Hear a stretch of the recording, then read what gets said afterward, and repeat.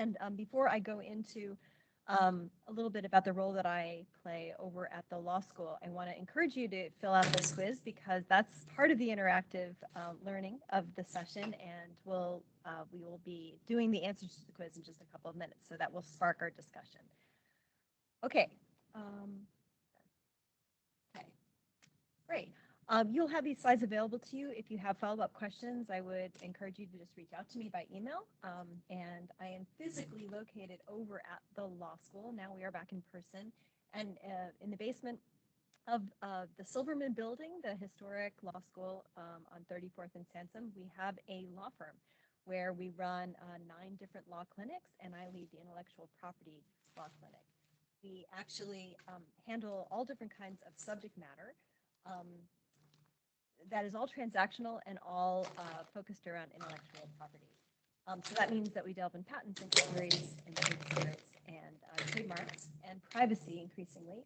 And what do we do? I have third-year law students that take on clients from across the Penn campus as well as across Philadelphia, and we do all legal work for free. And so if we can help you to answer questions, or if you would like to consider becoming a client, our website is up in the slides.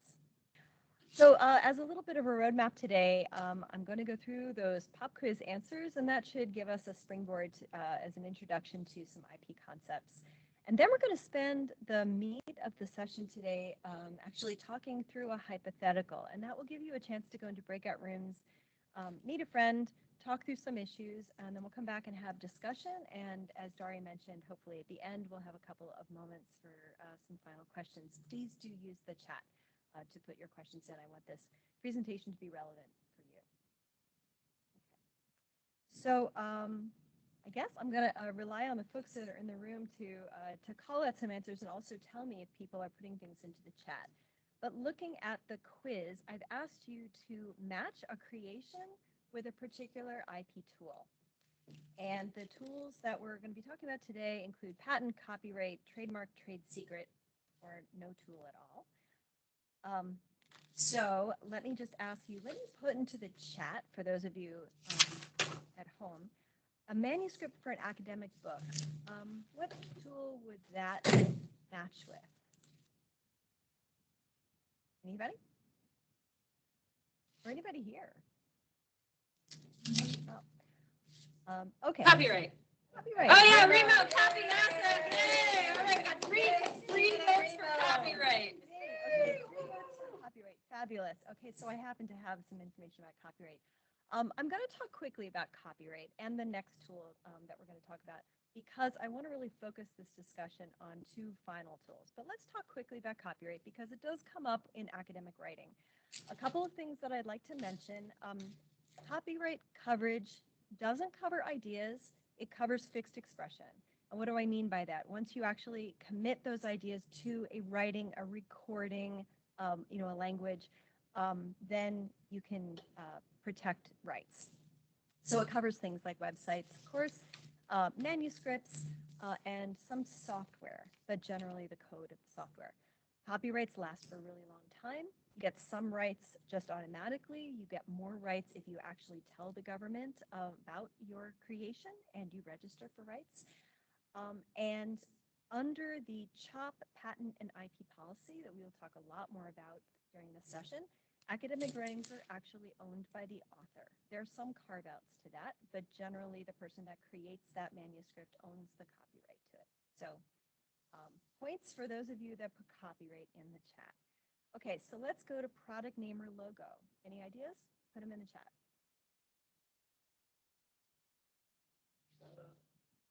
Oh. Some good ones? Okay. Wow, trademark, trademark, trademark. Nice. Okay, the same 3 people, I'm assuming. Oh, we got some different people. There's 4 trademarks. All right. Very, very good. Okay. Yes. Okay. So trademarks. Trademarks are source identifiers. They connect a product or a service with a particular source. And so trademarks can actually be a lot of things that you might think about as trademarks, but also some things that you don't. So examples, names of a product, a logo, of course, so the swoosh or the M of McDonald's, taglines, just do it, I'm loving it, things like that. but also source identifiers that are kind of weird. Smells, colors. You can think about like the Home Depot orange, or the smell of Play-Doh, believe it or not. Okay, so source identifier. As long as you're using that mark in commerce, you get rights. Rights are automatic. Again, if you go through a process with the US government, you can get some additional rights by registering. In the US, it's all use-based. So you have to actually be selling a product or a service with that mark in order to get some rights. And you may not have coverage over a mark that somebody else is already using in commerce. That would cause a likelihood of consumer confusion. And so that's why we can have somebody register a trademark for Apple for computers and somebody register a trademark for Apple for daycare, because consumers are probably not going to be confused. But if I wanted to go out and register a trademark for, I don't know, Cuckoo Cola, potentially I might not be able to do that because somebody, probably a silly consumer, but somebody might be confused and think that I was actually the source of the yummy Coca-Cola. Okay, so the robotic hand, what are people saying? Okay, patent. No, there's a question though. Oh, there is a question. Go It ahead. said, what happens if Apple goes into the daycare business? Okay, if it was foreseeable that Apple could go into the daycare business, let's take a different example, like we'll talk about televisions or something like that. Somebody wants to file a trademark for Apple in televisions. Because Apple sells computer monitors, that might be not allowed because it's foreseeable that Apple would go into the business that the new person is trying to get coverage over. If Apple ends up going into the daycare business, Apple has enough money to buy off Apple Daycare. That would be my answer for that. Okay. Great. So did we get some answers for patents? Yes, for robotic hand, patent. Okay. Are we getting any other answers? Someone said possibly trademark copyright, depending on how it looks. Nice. Okay. Okay. Copyright, definitely, because you can copyright software code, and there's probably some code in here because we've got impulses back to a computer via sensing pads. There's got to be some kind of software going on in there, and so potentially copyright. And of course, you can trademark the name of any good or service. We just talked about that being a source identifier. So just looking at the bald invention, I would say patent 100%, copyright definitely. Whether that's a helpful coverage or not, we can talk about that. But definitely patent. Let's talk about patents. And I want to focus the rest of the 15 minutes that I've got to give this overview on patents and one other kind of IP, because I think it's most important to our later discussion. Okay, so let's talk about patents. I'm going to actually switch one more time. I'm getting a funky thing here again. It's for whatever reason. Okay, I'll just read off with here. That'll be fine. Good. It's yeah, okay. You guys are seeing it well. I'm seeing it less well, but I'll just read off of what you're seeing, so that's good. Okay, so patents. Not everything is patentable. And just because you put a lot of time and effort into invention, unfortunately, doesn't mean that is necessarily patentable. So we get very frustrated when we really want to help inventors to patent, and we can't, but we have limits on what we can patent. So patents do cover machines, of course, but other things too, processes, formulas, plants, believe it or not, in some scenarios, and software, depending on what happens. I've already talked about how copyright can cover software. Patent is a much better tool if you can get it. It's very hard to get patent over software, but sometimes you can. We talked about patentable subject matter. Besides patentable subject matter, you can only patent something that is new across the world.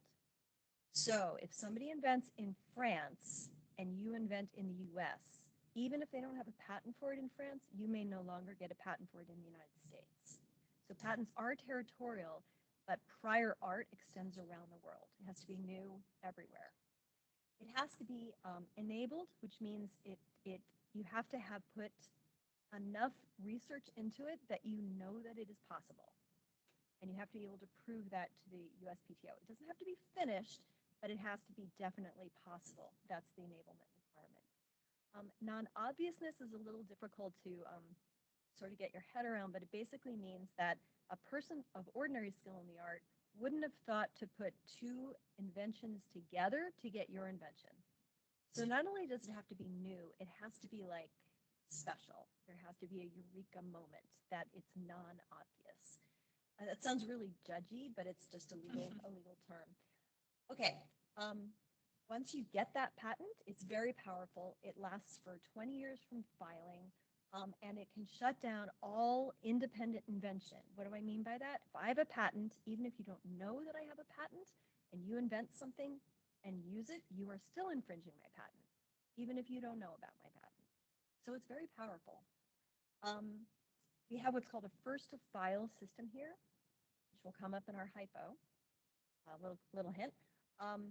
Meaning that the first person to tell the USPTO about the invention has the right to the patent. So if you have invented, but you keep it secret, and somebody else invents after you, and they are the one to file the patent first, they get the patent. That puts us in alignment with the rest of the world. For a long time, we were actually a first to invent system, but that just changed.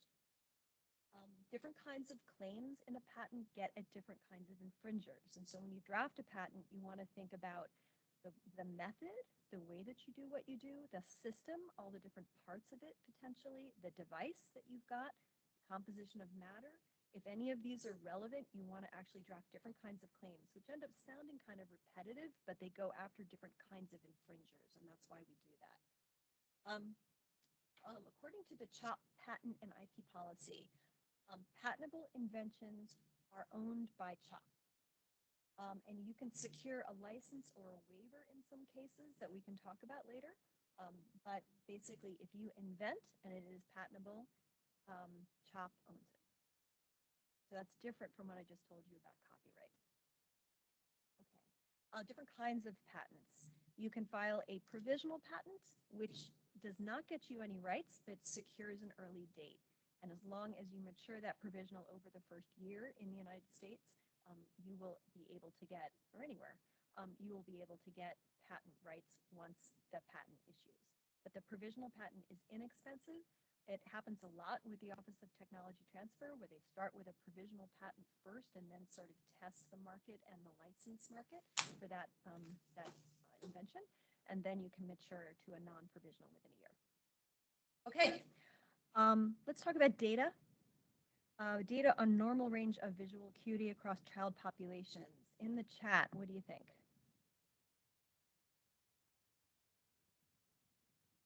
Nobody has any idea? Nothing? None. People said none as the. None. Okay. I'm reading them out loud. Okay. Depends. Ooh, okay, that's a good lawyerly answer. Good. Okay. Trade secret. All right. Okay, I'm going to start with trade secret. Let's talk about trade secrets for a second. Okay. So data is, we're in a quandary about data because data takes a lot of time and a lot of effort to amass, but it kind of falls in between some of our tools. We do talk about trade secret. Some data can be covered by trade secret. It can cover anything that basically gives you a competitive advantage and has value over your competitors. And so that can be things like formulas, business plans, customer lists, and data. So we might talk about trade secret when we talk about protecting data. Sometimes it's the only protection that you've got, because if data is not a process, then it's not going to be patentable.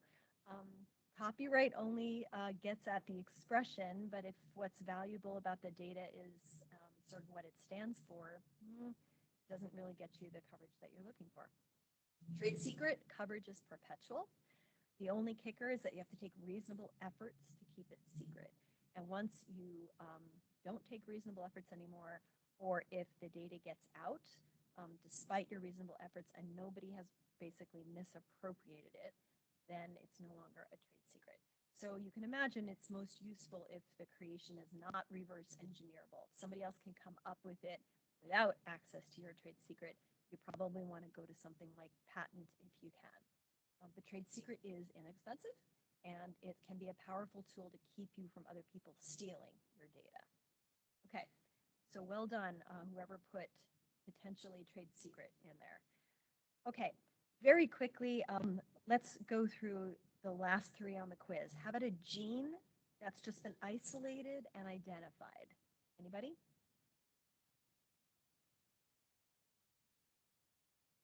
None. None. None is correct. None is correct. There was a case recent. You're laughing. She was very sure of the none. None is none! Exclamation. None! Exclamation Yeah, mark. so Fabulous. feeling Awesome. certain. Okay, well, points to you. There was a case actually on this that basically you can't patent. Remember, I said you can't patent something that's not new. So if you just discover something that exists in nature, you cannot patent it. And there was a case on this a couple of years ago where just like identifying the gene, even though it took that lab a ton of time and a ton of knowledge and a ton of effort, just identifying a gene is not patentable. But let's talk about the next one, a molecule that's manipulated in the lab. What do you think about that? Getting some patent in there? Yeah, because you're creating something that does not otherwise exist in nature. That's the point there. And that was that whole point of that case. Okay, finally, an algorithm that runs a business process. What do you think? Potentially patent. Potentially patent. It depends on if it basically is so eureka that it takes the computer in a direction that a machine has never gone before. That's, in a nutshell, kind of the test that we have to look at here. Algorithms, you can imagine, are everywhere at this point.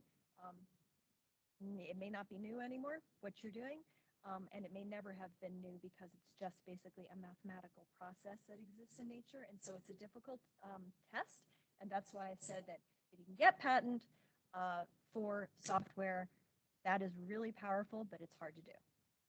Okay, great. Y'all passed. That's fabulous. Did a great job on the quiz. Okay, so what I'd like to do, let me just tee this up.